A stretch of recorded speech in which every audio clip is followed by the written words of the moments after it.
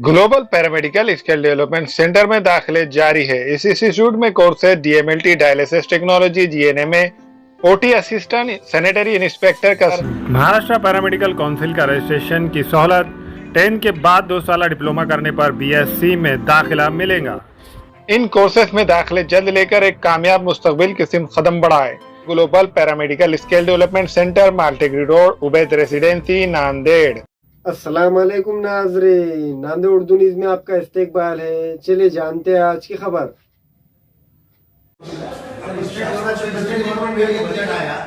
आपको नहीं लगता कि सर इलेक्शन को ध्यान में रखकर दिया गया? इलेक्शन क्यों तो ध्यान में रखना, इलेक्शन तो है ही ना, लोगों के मन जीतना है उसमें क्या है? चुनाव क्या रहता है?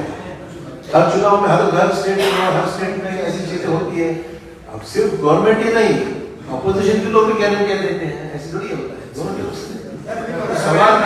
सवाल ऐसा है, ये चुनाव के सामने है, ये योजना सिर्फ चुनाव तक करने आखिर में चलने वाली है।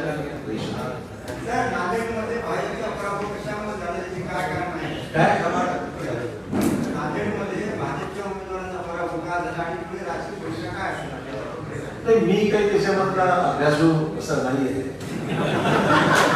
त्याच्यामध्ये राधाकृष्ण विखे पाटलांकडे ही जबाबदारी सोपवली आणि विखे पाटलांना माहिती असेल, कारण मी तर लोकच आहे, लोकच असल्यामुळे गोडीबा माझ्या काय आहे काय नाही मग तुम्हाला जास्त माहिती नाही।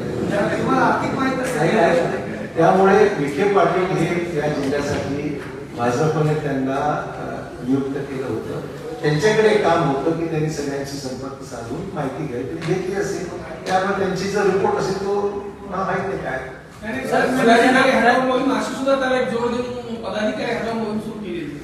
थोडंफार प्रत्येक पक्षात चालू राहतं, शैल्य दूर करण्यासाठी आहे पराभवाचं शैल्य दूर करण्यासाठी मला वाटत नाही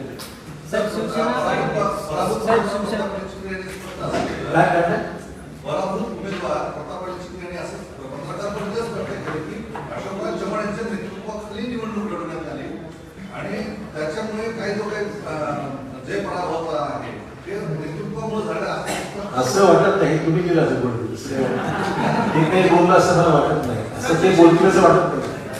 9 की 9 सीटें जो है महाविकास आघाड़ी जीतने जा रही है।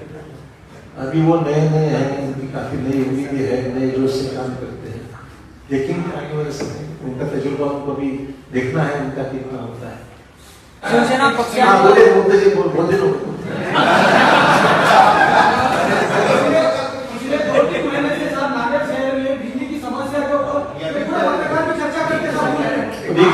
क्या होगा? नांदेड़ शहर में ईद के दिन कोई करंट बंद था, 2 दिन नांदेड़ शहर में ओल्ड सिटी पे करंट बंद रहता था। नए शहर में पूरे पत्रकारों को अनुभव आ रहा, हमारे पास भी न्यूज़पेपर का काम शाम में ठप्पा रहा था, आपके अभी अनुभव नहीं है साहब इसका।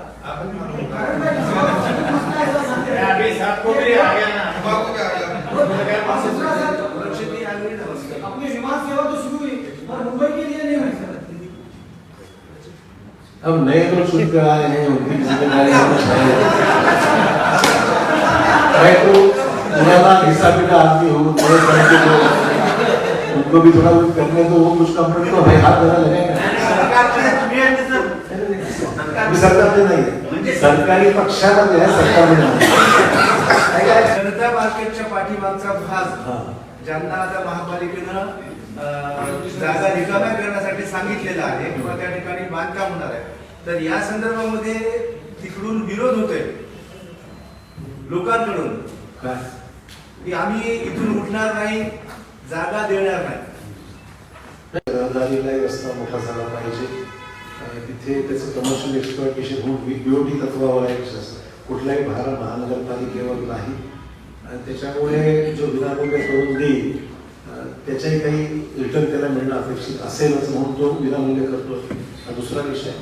तिसरा विषय जो आहे, लोकांना त्या ठिकाणी रहवास साठी आपण जागा उपलब्ध करून दिली पाहिजे माझं मत आहे, परंतु मी आयुक्तांशी या विषयावर बोलणार आहे आणि शक्यतो लोकांचं पुनर्वसन आहे त्याच ठिकाणी व्हावं असा माझाही प्रयत्न राहील। पण मला त्याची माहिती आहे, मला कामावर आले, मला काही लोकांचे फोन आले होते, मला वेळ मिळाला नाही, पण मी लक्ष घालतो परंतु मार्ग काढू देशात असं नाही, पण तुम्हाला माहिती आहे सर, पिढ्यानपिढ्या ते लोक तिथे राहत आहेत. अशोका, एक गोष्ट माझी मी नाकारत नाही, पण वास्तव हे पण आहे की ते अतिक्रमण आहे. पहिली गोष्ट वास्तव हे पण आहे की ते अतिक्रमण आहे. आज शिवाजीनगर असो, फुलेनगर असो, मागे श्रावस्ती नगर असो, महावीर सोसायटी असो, हा सगळा जो क्षेत्र आहे जायला हा एकच रस्ता आहे आणि तो रस्ता एकच वाहन जाऊ शकतं. अशा प्रकारची परिस्थिती आहे. तिथे वाहन ट्रॅफिक सुद्धा फार, मी स्वतः राहतो, मला अनुभव होतो. माझा विषय एकट्याचा नाही आहे. तमाम शिवाजीनगर, फुलेनगर, श्रावस्तीनगर, आंबेडकर नगर या सगळ्या सोसायटीचा, पारसनगर या सगळ्यांचा विषय आहे त्या ठिकाणी. आणि त्यामुळे लोकांची मागणी, साहेब रस्ता मोठा झाला पाहिजे. मोठा करायचा असेल तर अतिक्रमण कमी करावं लागेल. ही जागा BOTवर डेव्हलप विनामूल्य करत नाही, ती प्रयत्न करायला पाहिजे. त्या लोकांना शक्यतो पुढं नसतं तिथे वाहून माझी पण इच्छा आहे. मला कसा करायचा ती चर्चा करून मी जरूर डेव्हलपरशी बोलेन, आयुक्तांशी बोलून माझा करायचा प्रयत्न करू. शिवसेना पुनर्वसन जर झालं, तिथे जर पुनर्वसन झालं तर मग रस्ता कसा मिळणार? ते सोडून त्या विचार संगीता पाटील उत्तरमधून, संगीता पाटील उत्तरमधून मतदारसंघात इच्छुक उमेदवार आहेत. कुठल्या पक्षाकडून? काँग्रेसची मागणी करत आहे आणि त्यांचे जे विठ्ठल पाटील आहेत ते तुमच्या सोबत फोटो व्हायरल होत आहेत. असते ना जुने फोटो आहेत नाही, भाजपची दस्ती घातली असेल ना. तर ते मी आजच आले ना भाजपमध्ये पहिले फोटो. आणि बाकीचे नगरसेवक आहेत माझी काँग्रेसचे, ते त्यांच्या सोबत आहेत. तर लोकांचं असं म्हणणं आहे की तुमची बी टीम आहे जी आहे नाकेची, देशूर नाकेचे माझी नगरसेवक विठ्ठल पाटील यांची बी टीम. नांदेड जिल्ह्यात माझी टीम भरपूर आहे. नांदेड जिल्ह्यात ए आहे का बी आहे का सी मला माहित नाही, परंतु नांदेड जिल्ह्यामध्ये माझी जुनी टीम भरपूर आहे. आणि मी तुम्हाला सांगितलं, तुम्ही कोणालाच कुठे जा इकडे असं काही सांगितलेलं नाही. तर आज कोण कुठल्या पक्षात हे मला कळत नाही बऱ्याच वेळा. त्यामुळे विषय असा आहे की ज्यांना त्यांना निर्णय घ्यायचा, मी काय सांगू, कोणाला कुठं राहायचंय काय करण्याचा विषय आहे. आपण होतो तेव्हा काँग्रेसमध्ये मुसलमानांना न्याय मिळतं, MLC दिलं गेलं. आता मध्ये आता त्याला अनुभव कळलं झालं काय असतं. मी नसताना काय असं त्याला कळलं जातं अनुभव. कांग्रेस में जा रहे हैं, महाविकास आघाड़ी में जा रहे हैं, तो आपके साथ रहिए नहीं? मेरे साथ जरूर मुद्दे बैठते हैं. ऐसा है वो कहाँ है मुझे पता नहीं. उनसे पूछिए ना, मुझे क्या पूछिए, उनको पूछो. मी भाजपमध्ये प्रवेश करताना कुठल्या अटीशर्ती लावलेल्या नव्हत्या. जी जबाबदारी माझ्यावर सोपवली जाईल ती प्रामाणिकपणे काम करतो. बरोबर बोलतो ना मी, राज्यसभेत सुद्धा बोलतो. हो म्हटलं, मी काँग्रेसकडून मुख्यमंत्री होतो, काँग्रेसकडून निवडून आम्ही होतो, याचा मला अभिमान आहे. आणि ज्या ठिकाणी मी राहिलो त्या ठिकाणी प्रामाणिकपणे काम केलं. आता मी भाजपमध्ये आलेलो तर भाजपमध्ये प्रामाणिकपणे काम केलं. राज्यसभेवर रेकॉर्ड बोललो, तुम्ही ऐकले की नाही?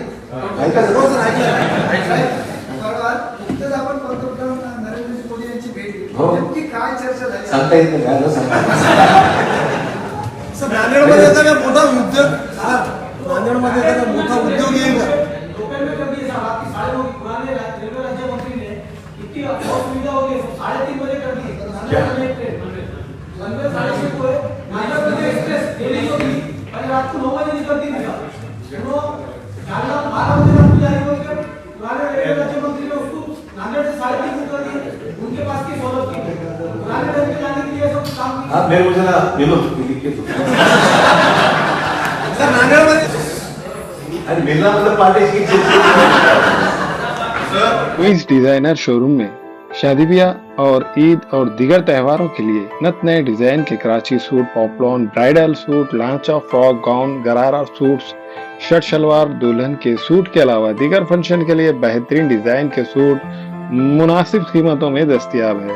बरकत कॉम्प्लेक्स रोड, बाबा पेट्रोल पंप के करीब क्वींस डिजाइनर सूट एंड एम्पोरियम नांदेड़. अस्सलाम वालेकुम, मैं अखिल मिर्जा. हमें उम्मीद है कि आपको हमारा चैनल अच्छा लगता होगा. लेटेस्ट न्यूज अपडेट के लिए देखते रहे नांदेड़ उर्दू न्यूज, और न्यूज के पसंद आने पर लाइक, शेयर और सब्सक्राइब करना ना भूलें.